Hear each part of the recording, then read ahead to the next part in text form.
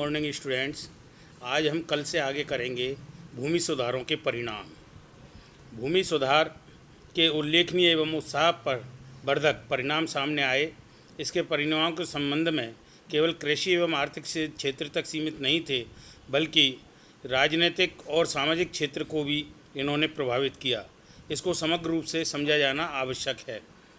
सुधारों से अनेक तनाव भी उत्पन्न हुए, कुछ सीमा तक हिंसा भी हुई, किंतु फिर भी वर्ग संघर्ष की स्थिति को टालने में इसकी सफलता निहित है।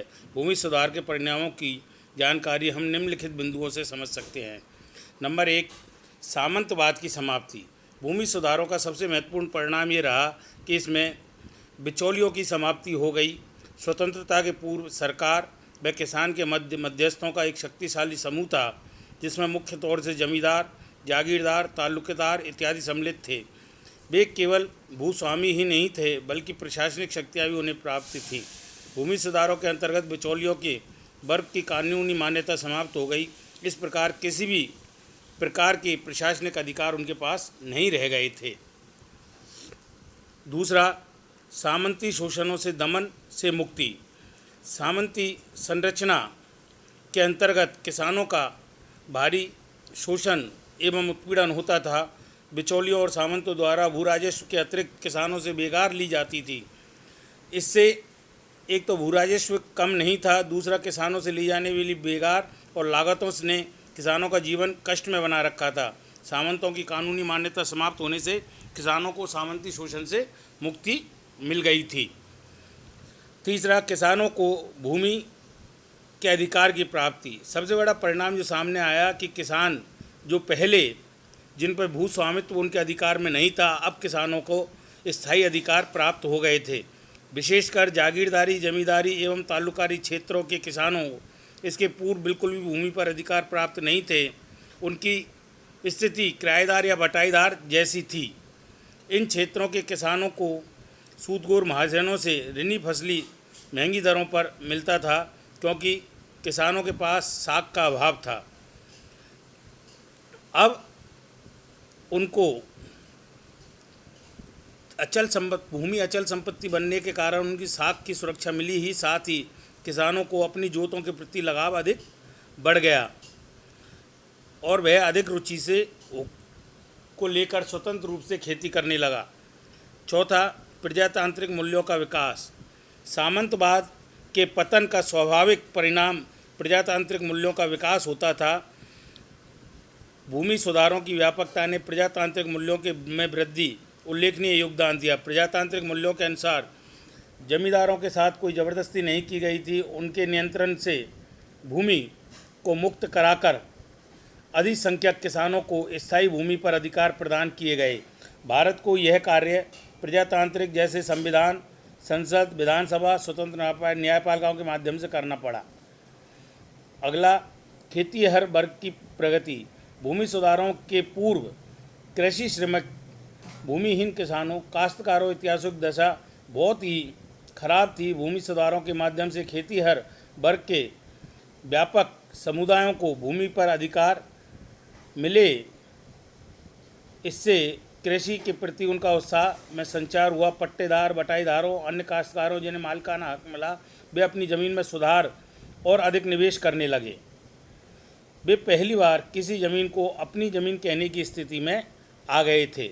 इसलिए खेतीहर वर्ग की प्रगति हुई। छठा, कृषि विकास का मार्ग प्रशस्त होना। बिचौलियों की समाप्ति, किसानियों की भूमि पर अधिकार ने कृषि विकास का मार्ग प्रशस्त किया। जो कृषि का अधिशेष बिचौलियों द्वारा लूट लिया जाता था, वह किसान के पास बचने लगा। इससे किसान को मालिकाना हक मिला, जिससे वो एक निश्चय विनिमय करने लगा। इससे कृषि विकास की ओर अग्रसर हुई। कृषि सुधारों के अंतर्गत सहकारी संस्थानों का विकास हुआ। ये सहकारी संस्थाएं कृषि कार्य हेतु किसानों को ऋण उपलब्ध कराने लगी। इसका किसान व कृषि क्षेत्र को भारी लाभ हुआ। कृषि प्रसार अधिकारी एवं ग्रामीण स्तरीय अधिकारी कार्यकर्ताओं का एक जाल संपूर्ण ग्रामीण क्षेत्रों में फैला दिया गया। उन्होंने खेती को नई तकनीक अपनाने, उन्नत बीज, रासायनिक खाद, कृषि उपकरण उपलब्ध करवाने, सिंचाई के लिए लघु स्रोतों के विकास, सार्वजनिक निर्माण करवाने इत्यादि में मदद की। इस प्रकार प्रथम 3 पंचवर्षीय योजनाओं में भारतीय खेती 3% वार्षिक दर से बढ़ी। यह विकास औपनिवेशिक शासन के हिस्से लगभग अंतिम 50 वर्षों की विकास दर से 7.5 गुना अधिक थी। नेक्स्ट लेंगे हम भूमि सुधारों में क्या क्या कठिनाइयाँ आईं। भूमि सुधार के मार्ग में उत्पन्न कठिनाइयों के कारण वांछित सफलता प्राप्त हो सकी है भूमिहीन किसानों की समस्या बनी हुई है। कृषि पर जनसंख्या का भार न केवल बना हुआ है बल्कि निरंतर रूप से बढ़ रहा है। सारे भूमिहीनों को भूमि उपलब्ध करवाना संभव नहीं है। काश्तकारी और बटाई की प्रथा चल रही है जिससे किसानों को अधिकार प्राप्त नहीं है। हदबंदी कानून पूरी तरह लागू नहीं हो सके हैं। कुछ मामलों में कानून में कमियां रह गई हैं जिससे राजनीतिक व प्रशासनिक इच्छा शक्ति के अभाव में इनकी क्रियान्विति नहीं हो सकी। इन परिणामों को या इन कठिनाइयों को हम निम्न प्रकार जान सकते हैं। नंबर पहला, खुद कास्ट की अस्पष्ट परिभाषा। खुद कास्ट को स्पष्ट रूप से परिभाषित नहीं किया जा सका। भूस्वामी की देखरेख में होने वाली खेती को खुद कास्ट मान लिया गया। वास्तव में तो यह अर्थ होना चाहिए था कि जो भूमि स्वामी अपने श्रम से खेती करना चाहता है वह भाई खुद कास्ट है, किंतु अनुपस्थित भूस्वामी की प्रवृत्ति अभी भी जारी है। अनेक बड़े भूस्वामी या खेती हर मजदूरों के माध्यम से करते हैं। वे स्वयं कस्बों या नगरों में रहकर ऐशो आराम की ज़िंदगी व्यतीत करते हैं, जबकि भूमि का वास्तविक मालिकाना हक जोताओं को मिलना चाहिए। दूसरा, खुद कास्ट हेतु जमीन की सीमा निर्धारित न होना। हम जब बिचौलियों को समाप्त किया गया तो उस समय भूस्वामियों को अपनी खुद कास्ट की भूमि पर जमीन की कोई निर्धारित सीमा स्थापित नहीं की गई। इसलिए जमींदारों ने फौरी तौर पर मनमानी ज़मीनें खुद कास्ट के नाम पर अपने अधिकार में रख लीं। इससे भारी संख्या में किसानों को अपनी बेदखली का सामना करना पड़ा। परंपरागत रूप से चले आ रहे किसान भूमिहीन की श्रेणी में पहुंच गए। जब हदबंदी कानून पूर्ण रूप से लागू नहीं किया गया अथवा किए जाने की योजना बनी तो इन जमींदारों ने अपनी भूमि अपने अन्य परिवारजनों व रिश्तेदारों के नाम पर सुरक्षित कर ली। तीसरा, काश्तकार की अस्पष्ट परिभाषा। काश्तकारों को उनके अधिकारों की परिभाषा को स्पष्ट नहीं किया जा सका। भू राजस्व नियमों के अंतर्गत प्रत्येक खेत पर प्रत्येक फसल की पड़ताल की जानी चाहिए।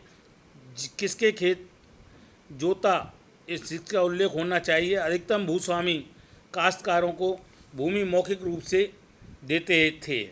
इससे कोई प्रमाण नहीं बन पाते हैं। काश्तकारों द्वारा भूमि के स्वैच्छिक समर्पण के कानूनी प्रावधान ने भूमि सुधारों की सफलता को संदिग्ध बना दिया। नेक्स्ट, भूमि हदबंदी के कानून में कमियां। अभी तक भूमि हदबंदी का आकार एक रूपता प्राप्त नहीं कर सका। न केवल विभिन्न राज्यों, यहाँ तक कि विभिन्न जिलों में भी इस प्रकार की कोई एक रूपता स्थापित नहीं हो पाई है। हदबंदी कानूनों में एक रूपता लाने के लिए जुलाई 1972 में राज्य के मुख्यमंत्रियों की बैठक बुलाई गई, जब तक काफ़ी नुकसान हो चुका था। इसी बीच भूस्वामियों ने अधिशेष भूमि को भ्रष्ट तरीक़ों से अपने ही लोगों के नाम ज़मीनों को हस्तांतरित कर लिया। ऐसे लोगों के नाम पर ज़मीनें हस्तांतरित हुई जो कभी पैदा ही नहीं हुए थे। भूमि हदबंदी कानून में कमियां। अभी तक भूमि हदबंदी आकार एक रूपता प्राप्त नहीं कर सका है। इससे न केवल विभिन्न राज्यों, यहाँ तक कि विभिन्न जिलों में भी इस मामले में कोई एक रूपता स्थापित नहीं हो पाई। हदबंदी कानूनों में एक रूपता लाने के लिए जुलाई 1972 में राज्य के मुख्यमंत्रियों की बैठक बुलाई गई, जब तक काफ़ी नुकसान हो चुका था। इस बीच भूस्वामियों ने अधिशेष भूमि को भ्रष्ट तरीक़ों से अपने लोगों के नाम हस्तांतरित करवा लिया। पाँचवां, राजनीतिक इच्छा शक्ति का अभाव। भूमि सुधारों कानूनों की सफलता के लिए मजबूत राजनीतिक इच्छा शक्ति होना आवश्यक है। भूस्वामी वर्ग इतना शक्तिशाली है कि उनकी प्रजातांत्रिक सरकारों में भागीदारी सुनिश्चित नहीं है। राज्य में बैठे इनके समर्थक इन्हें लाभ पहुंचाते हैं। इन्हीं कानूनों के द्वारा ग्रामीण क्षेत्रों में न केवल भूमि बल्कि संपत्ति संबंधी कानूनों में आमूल परिवर्तन अपेक्षित था। भूमि सुधार जैसे प्रगतिशील कानूनों को बनाने के लिए उनकी सही क्रियान्विति करने के लिए कठोर राजनीतिक नियंत्रण और प्रभावी राजनीतिक समर्थन, नियंत्रण एवं दिशा निर्देश की आवश्यकता होती है। देश के ग्रामीण क्षेत्रों में जो आर्थिक राजनीतिक स्थितियां उपस्थित है उन्हें देखने के लिए भूमि सुधार क्षेत्र में खास प्रगति की उम्मीद नहीं है।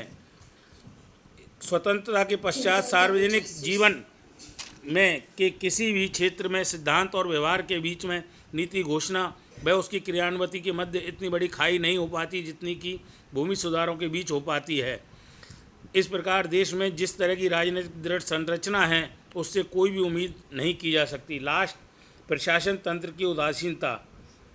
राजनीतिक इच्छा शक्ति के अभाव में प्रशासन तंत्र की उदासीनता स्वाभाविक है। जहाँ राजनीतिक स्तर पर नीति व कानूनों का निर्माण होता है वहीं प्रशासनिक स्तर पर इसकी क्रियान्विति होती है, अर्थात राजनीतिक निर्णयों की क्रियान्विति प्रशासनिक तंत्र के माध्यम से होती है। प्रशासनिक तंत्र में भूस्वामी और बड़े किसान वर्ग से जुड़े हुए व्यक्तियों का अच्छा खासा वर्चस्व होता है। वे अपने परिवार व रिश्तेदारों परिचितों को लाभ पहुंचाने के ध्येय से भूमि सुधार कानूनों को लागू करने में शिथिल रहे। वे मतदाताओं को अपने प्रभाव में रखते हैं, इसलिए वे वोट बैंक के ठेकेदार बन गए। राजनीतिक अपने हित में उनकी रक्षा करते हैं। प्रशासनिक अधिकारियों पर दबाव बनाकर भूमि सुधार कानूनों में शिथिलता बरतने के लिए मजबूर भी करते हैं। यदि कोई ईमानदार प्रशासक ईमानदारी से भूमि सुधार लागू करने की कोशिश करता है तो उसे राजनेताओं का खूब भाजन बढ़ना पड़ता है। इससे उनका मनोबल टूटता है और वे भूमि सुधारों के प्रति उदासीन हो जाते हैं। अनेक अपना चरित्र बदलकर राजनेताओं के सहयोगी बन उनके निहित स्वार्थों की पूर्ति करते हैं। सबसे अधिक भ्रष्टाचार भूमिहीनों को दी जाने वाली भूमि के बारे में हुआ। यह स्थिति हदबंदी कानूनों के संबंध में है। इस प्रकार हमारे ये कृषि सुधारों के परिणाम और उसमें आने वाली कठिनाइयों, भूमि सुधार में आने वाली कठिनाइयों का हमने अध्ययन किया। शेष कल। नमस्कार।